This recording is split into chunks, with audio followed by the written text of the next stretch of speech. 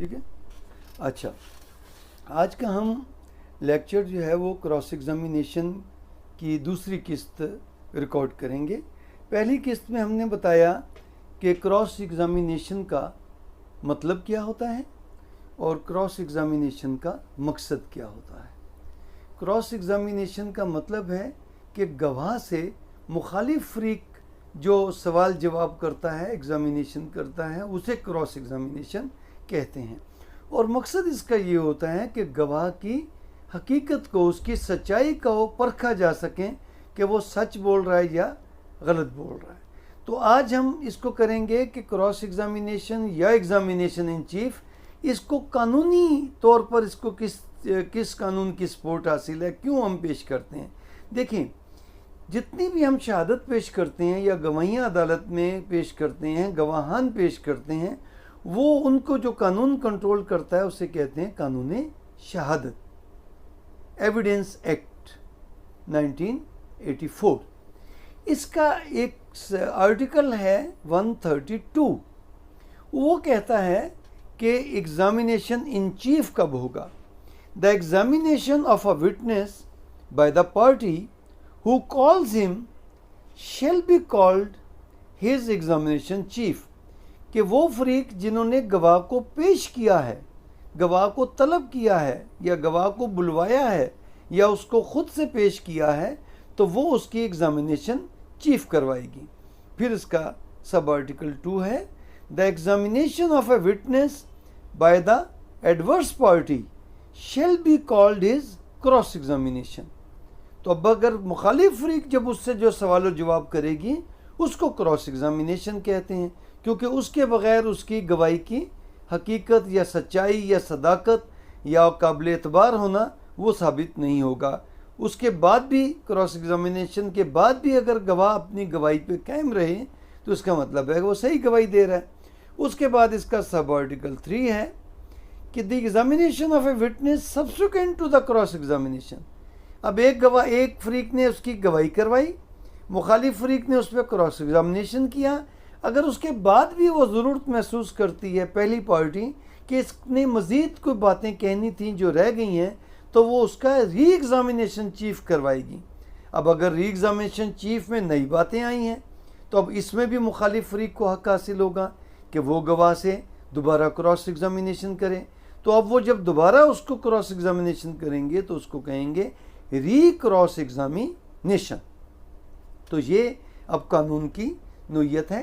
अब देखें, cross examination या एग्जामिनेशन चीफ का कहीं भी जिक्र नहीं है सीआरपीसी में या सीपीसी में। वहाँ पर सिर्फ इस बात का जिक्र है कि कोई भी फरीक जिसने अदालत में केस किया है, वो अगर क्रिमिनल केस है तो लाजमी बात है या वो चलान की सूरत में होगा under section report under section 173। वो जब अदालत ट्रायल कोर्ट में जाएगा तो ट्रायल कोर्ट जो है जब क्रिमिनल ट्रायल शुरू करेगी तो वो, मैंने एक ट्रायल के चैप्टर में बताया था कि वो उनको मुलज़मों को नकलें देंगे, फिर उन पे फ़र्द जुर्म आयद करेंगे, उन पे चार्ज फ्रेम करेंगे। चार्ज फ्रेम करने के बाद वो कंप्लेनेंट पार्टी को कहा जाएगा कि आप अपने गवाह पेश करें। उनका फिर जब गवाह पेश करने का मरहला आएगा तो फिर ये आर्टिकल 132 ऑफ कानून शहादत जो है वो इसका इतलाक होगा कि वो इस आर्टिकल के तहत अपनी एविडेंस पेश करेंगे। तो उस एविडेंस पेश करेंगे तो उसका प्रोसीजर क्या होगा, वो इसके तहत दिया कि पहले वो एग्जामिनेशन चीफ कराएगी वो पार्टी जिसने वो गवाह पेश किया, फिर मुलजिम फरीक उन पे क्रॉस एग्जामिनेशन करेगी, फिर उसके बाद अगर कंप्लेनेंट साइड कहती है कि जी इस गवाह से कोई बात रह गई है, उसी वक्त या लेटर स्टेज पे वो कहती हैं कि जी वो गवाह आया था, डॉक्टर गवाही दे गया, लेकिन उसने कुछ बातें बताना रह गई हैं। तो फिर अदालत अगर उसको दोबारा तलब कर लेती है तो फिर कंप्लेनेंट पार्टी उसका री एग्जामिनेशन इन चीफ करवाएगी। जब री एग्जामिनेशन चीफ होगा तो फिर एडवर्स पार्टी, मुलजिम पार्टी को फिर हक हासिल होगा कि वो उस पर दोबारा क्रॉस एग्जामिनेशन करेंगे, तो उसको कहेंगे री क्रॉस एग्जामिनेशन। तो ये दोबारा गवाह पेश करने की भी प्रोविज़न तो है, सीआरपीसी में प्रोसीजर है, लेकिन उस पर जो इतलाक होगा एविडेंस का वो यही एविडेंस एक्ट का होगा, कानून शहादत का। तो उसमें प्रोसीजर है कि अगर कोई गवाह से रह गया हो तो उसको दोबारा तलब किया जा सकता है।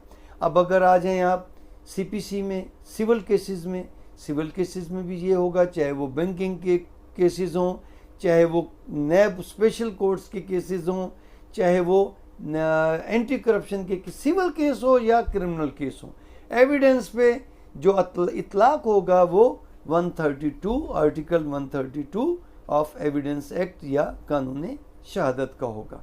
तो इसको सपोर्ट हासिल है एग्जामिनेशन चीफ को और क्रॉस एग्जामिनेशन को एविडेंस एक्ट की। तो उसके बाद जब ये क्रॉस एग्जामिनेशन और एग्जामिनेशन चीफ तमाम गवाहों का हो जाएगा, कोई भी गवाह पेश होगा एविडेंस के लिए तो उस पर क्रॉस एग्जामिनेशन होना लाजमी है। तो इसमें आज हमने ये किया कि जब एविडेंस पेश होती है तो एविडेंस को किस कानून की सपोर्ट हासिल है, क्रॉस एग्जामिनेशन को किस कानून की सपोर्ट हासिल है।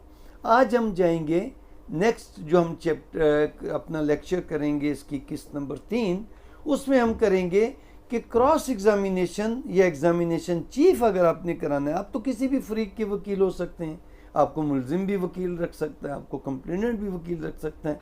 अगर आपने कंप्लेनेंट का वकील बनना है मुस्तगीस का, तो फिर आपको किस तरीके से अपनी एविडेंस और गवाहों को किस तरतीब से आपने पेश कराना है और उनको कैसे गवाही की तैयारी करानी है, और आपने किस किस दस्तावेज़ात को मुआयना करना है, किन किन दस्तावेज़ात को अदालत में पेश करना है और किस तरीके से करना है। अगर आप मुलजिम फरीक के हैं तो फिर आपको किस तरीके से क्रॉस एग्जामिनेशन की तैयारी करनी है और किस किस डॉक्यूमेंट्स को आपने तैयार। अच्छा, यहाँ एक बात मैं ये बताना भूल गया कि फ़र्ज़ करें कंप्लेनेंट पार्टी तो गवाह आपने पेश किए, लेकिन अगर मुलजिम ने भी अपने कोई गवाह पेश करनी है तो वहाँ भी इसी कानून का इतलाक होगा कि वो अपना गवाह तलब कराएगा या ख़ुद से पेश ला के करेगा कि जी इसने वकूआ देखा है। तो पहले अब उसका मुलजिम फरीक का जो वकील है पहले उसका एग्जामिनेशन चीफ करवाएगा, अब उस पर कंप्लेनेंट पार्टी और प्रोसिक्यूटर वो मुखालिफ फरीक हैं तो वो उस पर क्रॉस एग्जामिनेशन करेंगे। अगर वो कोई बात रह गई तो उसी तरह उनका भी री एग्जामिनेशन चीफ होगा और फिर कंप्लेनेंट पार्टी उन पर दोबारा क्रॉस एग्जामिनेशन। अगर कोई फरीक पेश नहीं करता गवाह, अदालत समझती है कि फ़लाँ गवाह का इस केस में पेश होना ज़रूरी है, वो इस केस के मुकदमे वाक़यात को जानता है और वो इसमें किसी भी फरीक ने उसको पेश नहीं किया, तो उसको बतौर गवाह जो है वो अदालत ख़ुद से भी पेश बुला सकती है।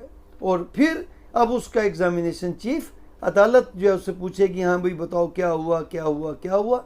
अब उस पर क्या होगा, उस पर अब दोनों फरीकों को क्रॉस एग्जामिनेशन का हक हासिल है।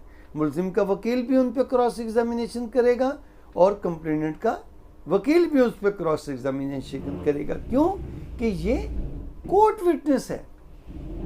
3 किस्में हैं गवाहों की, एक प्रोसिक्यूशन विटनेस या प्लेंटिव, अगर सिविल का केस है तो प्लेंटिव विटनेस, अगर वो मुलजिम फरीक का वकील है गवाह है तो उसको कहेंगे डिफेंस विटनेस, ठीक, और अगर वो सिविल केस है तो उसे कहेंगे डिफेंडेंट विटनेस, और अगर वो अदालत ने उसको खुद तलब किया है या किसी फरीक की दरख्वास्त में तलब किया है कि जी इसको एज ए प्रोसिक्यूशन विटनेस नहीं बल्कि इसको एज ए कोर्ट विटनेस तलब करें, चाहे वो मुलजिम भी दरख्वास्त दे सकती है और वो प्रोसिक्यूशन भी दरख्वास्त दे सकती हैं। जब वो बतौर कोर्ट विटनेस आएगा तो फिर उस पर दोनों फरीकों को क्रॉस एग्जामिनेशन का राइट मिलेगा, तो उसको री एग्जामिनेशन भी उसका इसी कानून के तहत होगा। तो ये आ गया कि गवाहों की कितनी किस्म होती हैं और गवाही को एग्जामिनेशन इन चीफ या क्रॉस एग्जामिनेशन को किस कानून की सपोर्ट हासिल होती है। तो अगले लेक्चर में हम करेंगे कि इनको तैयार कैसे करना है, हमने एग्जामिनेशन चीफ की तैयारी कैसे करनी है या क्रॉस एग्जामिनेशन की हमने तैयारी किस तरह करनी है। देखिए, आप व्यूज़ तो बढ़ते हैं मेरी वीडियोस के, लेकिन मुझे आपके सवालात चाहिए, मुझे आपके कमेंट्स चाहिए ताकि मैं अगला लेक्चर तैयार कर सकूं और मुझे समझ आए आपके सवालों से। वेरी गुड और very nice, very constructive lecture, ये तो आपकी मेहरबानी है, लेकिन इससे मुझे अपना अगला लेक्चर बनाने में मदद नहीं मिलती। तो मेरे चैनल को सब्सक्राइब करें, ज़्यादा से ज़्यादा शेयर करें और ज़्यादा से ज़्यादा सवालात करें और कमेंट्स करें, ताकि मुझे अंदाज़ा हो कि मेरे लेक्चर की कितनी अफादियत है और मैं अपना अगला लेक्चर किस तरीके से रिकॉर्ड करूं। बहुत बहुत शुक्रिया। अपनी दुआओं में याद रखिएगा। बंद कर लो।